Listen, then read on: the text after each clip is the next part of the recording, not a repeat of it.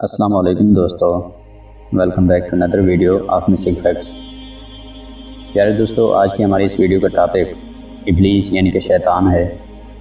آج ہم مکمل طور پر شیطان کے اوپر بات کرنے والے ہیں۔ اس کے والدین کون تھے، کہاں سے آیا تھا، یہ فرشتوں کا سردار کیسے بنا، لوح محفوظ پر جا کر اس نے اپنی ہی بدبختی کے بارے میں کیسے پڑھا، اور اپنی اس بدبختی کے بارے میں پڑھ کر یہ 200 سال تک کیوں روتا رہا، پھر اللہ تعالیٰ نے اسے ملعون کیوں قرار دیا، اور پھر اس کے علاوہ قیامت کے روز اس کی موت کیسے ہوگی۔ پیارے دوستو، ابلیس کے والد کا نام چلیپا تھا۔ اس کا چہرہ ایک شیر کی طرح تھا اور وہ بہت زیادہ بہادر تھا، اس لیے اسے شاشین کا لقب دیا گیا تھا۔ شاشین کا مطلب ہوتا ہے دل کو دہلا دینے والا۔ شاشین کو جنات میں سب سے زیادہ بہادر مانا جاتا تھا، اسی لیے ہر کوئی اس کا احترام کرتا تھا، اور اس نے اپنی طاقت سے جنات کی کئی اقوام کو فتح کر لیا تھا۔ ابلیس کی والدہ کا نام تبلیس تھا، اور اس کی شکل ایک بھیڑیے کی مانند تھی، اور یہ بھی اپنے شوہر کی طرح بہادری کی وجہ سے بہت زیادہ مشہور تھی۔ اس نے اپنے خاوند کے ہمراہ بہت سی جنگیں بھی لڑی تھیں، یہاں تک کہ جنات کی ہر قوم کا ماننا تھا کہ جب تک یہ دونوں جنات کے ساتھ ہیں اس وقت تک جنات کا کوئی بال بھی بھیکا نہیں کر سکتا۔ پیارے دوستو، جب ان جنات کی بغاوت حد سے بڑھ گئی تو اللہ پاک نے فرشتوں کو حکم دیا کہ وہ جا کر ان جنات کو ختم کر دیں۔ ابلیس نے اس بارے میں خود بتایا کہ جس بہادری کے ساتھ اس کی والدہ فرشتوں کے خلاف جنگ لڑ رہی تھی، تو مجھے لگ رہا تھا کہ فرشتوں نے میری والدہ کے ساتھ ٹکر لے کر اپنی زندگی کی سب سے بڑی بھول کر دی۔ لیکن نہ جانے فرشتے کیسے جیت گئے، اور ایک ایک کر کے میری قوم کے ساتھ ساتھ میری بیوی اور بچہ بھی مارا گیا۔ پیارے دوستو، فرشتوں اور جنات کے درمیان زمین و آسمان کا فرق ہے، اور جنات کا فرشتوں سے کوئی مقابلہ نہیں ہے۔ چونکہ ابلیس کے والد کا چہرہ شیر کی مانند تھا اور اس کی والدہ کا چہرہ بھیڑیے کی مانند تھا، تو اسی لحاظ سے ابلیس یعنی کہ شیطان میں دونوں خصوصیات موجود ہیں، جیسے شیر کی جانب سے خودداری اور سرکشی، جبکہ بھیڑیے کی طرف سے خود غرضی اور فریبی۔ پیارے دوستو، جنات اور فرشتوں کی اس جنگ میں جن جنات کو قیدی بنایا گیا ان میں ابلیس بھی شامل تھا۔ اللہ تعالیٰ نے اس کے بارے میں فرشتوں کو حکم دیا کہ اس کی اچھے سے تربیت کرو اور اسے دنیا و جہان کو سمجھنے اور اپنے خالق حقیقی کی عبادت کرنے کا درس دو۔ ساری کائنات کا علم حاصل کرنے کے بعد اسے فرشتوں کا سردار بنا دیا گیا، اور اب جو فرشتے اسے علم سکھاتے تھے آج وہی فرشتے اس سے علم حاصل کرنے لگے، یہاں تک کہ اللہ پاک نے اس کے درجوں کو اتنا زیادہ بلند کر دیا کہ 7واں آسمانوں پر اس کے چرچے ہونے لگے۔ پہلے آسمان والے اسے عابد پکارتے، دوسرے آسمان والے اسے زاہد کہتے تھے، تیسرے آسمان والوں نے عارف پکارا، چوتھے آسمان والوں نے اسے ولی کہا، پانچویں آسمان والوں نے اسے تقی کہا، چھٹے آسمان والے اسے حاشر کہتے تھے، جبکہ 7ویں آسمان والے اسے عزازیل کے لقب سے پکارا کرتے تھے۔ اس نے اپنی عبادت کی وجہ سے اپنے آپ کو ایک بلند درجے پر فیض کر لیا تھا، لیکن اللہ تعالیٰ کو اس کے بارے میں بہتر معلوم تھا کہ یہ آگے چل کر کیا بننے والا ہے، اور چونکہ اللہ تعالیٰ کا فرمان ہے کہ میں جسے چاہتا ہوں عزت دیتا ہوں اور جسے چاہتا ہوں ذلت دیتا ہوں۔ ایک دن ابلیس 7ویں آسمان پر اللہ تعالیٰ کی عبادت میں مصروف سیر کرتے ہوئے لوح محفوظ تک پہنچ گیا۔ یہ وہاں دیکھتا ہے کہ اس پر لکھا ہوا تھا کہ ہمارا ایک بندہ ایسا بھی ہے جسے ہم ہزاروں نعمتوں سے نوازیں گے، زمین سے اٹھا کر آسمان تک پہنچا دیں گے، یہاں تک کہ اسے جنت میں داخل کر دیں گے، لیکن پھر ہم اسے ایک حکم دیں گے جس کی وہ نافرمانی کر کے بغاوت کر بیٹھے گا۔ اس نے لوح محفوظ پر مزید اعوذ باللہ من الشیطان الرجیم واضح الفاظ میں لکھا ہوا پڑھا تھا۔ آپ کو بتاتا چلوں کہ ابلیس اس عبارت کو پڑھ کر 200 سال تک روتا رہا، اور یہ پچھتاوا کرتا رہا کہ آخر ایسا بدبخت کون ہوگا جو کہ اللہ تعالیٰ کے حکم کی نافرمانی کرے گا اور اسے ملعون قرار دے دیا جائے گا۔ اس کشمکش میں یہ اللہ تعالیٰ کی بارگاہ میں حاضر ہوا اور عرض کی کہ یا اللہ، آخر ایسا کون بدبخت ہے جو کہ تیرے حکم کی نافرمانی کرے گا، اور اسے شیطان کا نام دے کر اس سے پناہ مانگی گئی ہے۔ اللہ پاک نے ابلیس کو بتایا کہ ایک ایسا بھی ہوگا جو کہ ہزاروں نعمتوں کے باوجود ہمارے ایک حکم کی تکمیل نہ کرنے کی وجہ سے دنیا جہان میں رسوا ہوگا۔ ابلیس نے کہا کہ یا اللہ، میں اسے دیکھنا چاہتا ہوں، لیکن اللہ تعالیٰ نے ارشاد فرمایا کہ تو جلدی اسے دیکھے گا۔ پیارے دوستو، ہزاروں سال ابلیس اس شیطان سے ملنے کی آرزو کرتا رہا جو کہ وہ خود تھا، لیکن اسے معلوم نہیں تھا۔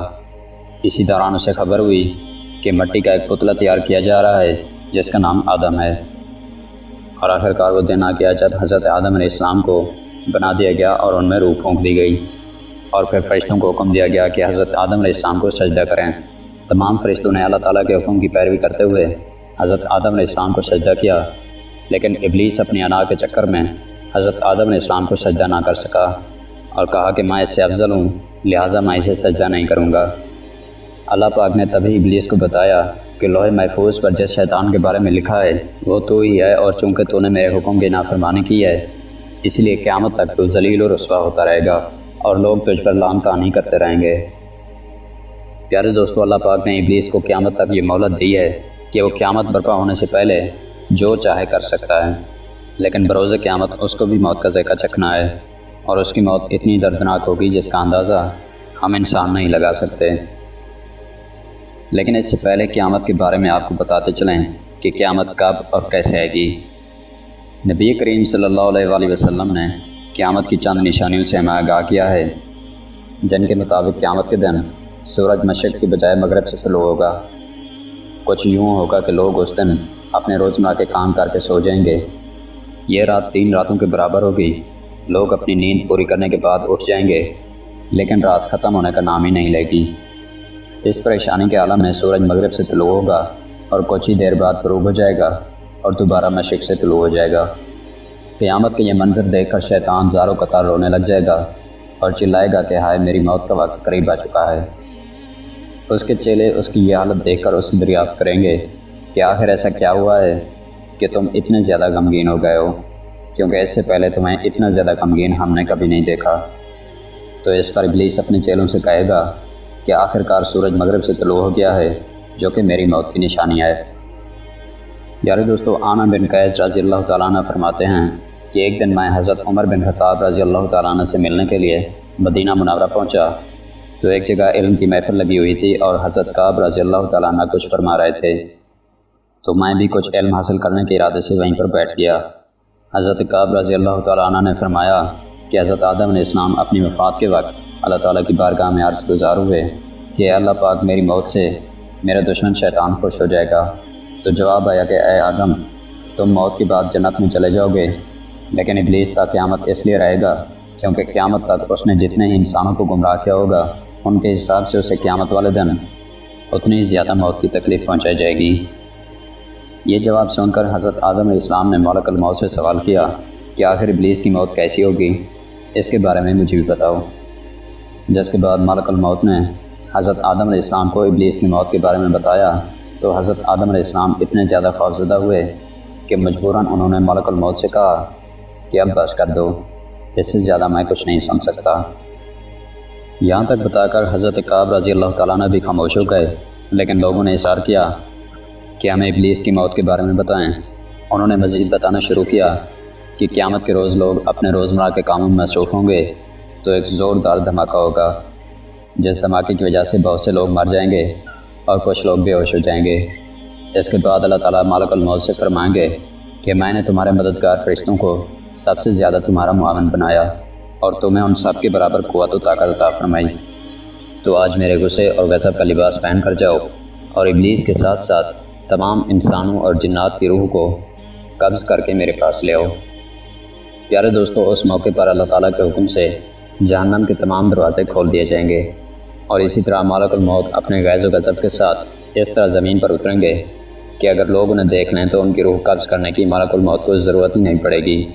ملک الموت جب ابلیس کے پاس اس کی روح کو قبض کرنے جائیں گے تو ابلیس رونا شروع کر دے گا اور ملک الموت سے بچنے کے لیے یہاں وہاں بھاگنا شروع کر دے گا۔ کبھی سمندر کی گہرائیوں میں چھپ جائے گا تو کبھی زمین کی ساتوں تہوں میں، لیکن یہ جہاں بھی جائے گا ملک الموت وہیں پر پہنچ جائے گا۔ آخر کار ابلیس تھک ہار کر اپنی موت کے لیے مقرر جگہ پر پہنچ کر ملک الموت سے سوال کرے گا کہ آخر تم مجھے کہاں لے کر جاؤ گے؟ تو اس پر ملک الموت کا جواب ہوگا کہ جہاں تمہاری وجہ سے کئی معصوم مسلمان چلے گئے ہیں، یعنی کہ جہنم۔ تو نے بہت سے مسلمانوں کو نقصان پہنچایا ہے، تو آج تجھے اس سب کا بھرپایا کرنا پڑے گا۔ آج کے دن تجھے اتنی زیادہ تکلیف پہنچائی جائے گی تم نے سوچا بھی نہیں ہوگا۔ اور یاد رہے، تیری روح قبض کرتے وقت جہنم کے اندر تیری وجہ سے جتنے ہی مسلمان موجود ہیں ان کے برابر ہی تجھے تکلیف پہنچاؤں گا۔ تو اس وقت ابلیس حضرت آدم علیہ السلام کی قبر پر پہنچ کر کہے گا کہ اے آدم، کاش تجھے اس دنیا میں پیدا نہ کیا گیا ہوتا، نہ ہی مجھے سجدے کا حکم دیا جاتا، نہ ہی میں اللہ تعالیٰ کی نافرمانی کرتا اور نہ ہی میں ملعون بنتا۔ جس جگہ پر ابلیس کی موت مقرر ہوگی وہ جگہ آگ سے دہکتی ہوگی اور جہنم کی بیڑیاں لگی ہوئی ہوں گی، اور انہیں بیڑیوں سے ہی ابلیس کو تڑپا تڑپا کر اس کی روح کو قبض کیا جائے گا۔ اس موقع پر حضرت آدم علیہ السلام اور اماں حوا سے کہا جائے گا کہ اپنے دشمن کی طرف تو دیکھو کس طرح سے تڑپ تڑپ کر مر رہا ہے۔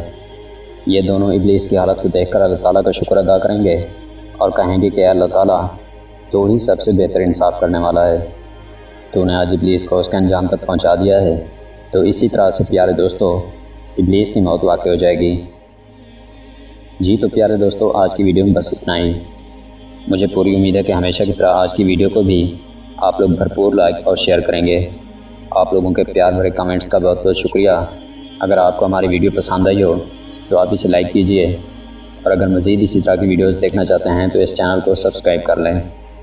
ملتے ہیں آپ سے اسی طرح کی ایک اور انٹرسٹنگ ویڈیو میں، تب تک کے لیے اپنا بہت سارا خیال رکھیے گا۔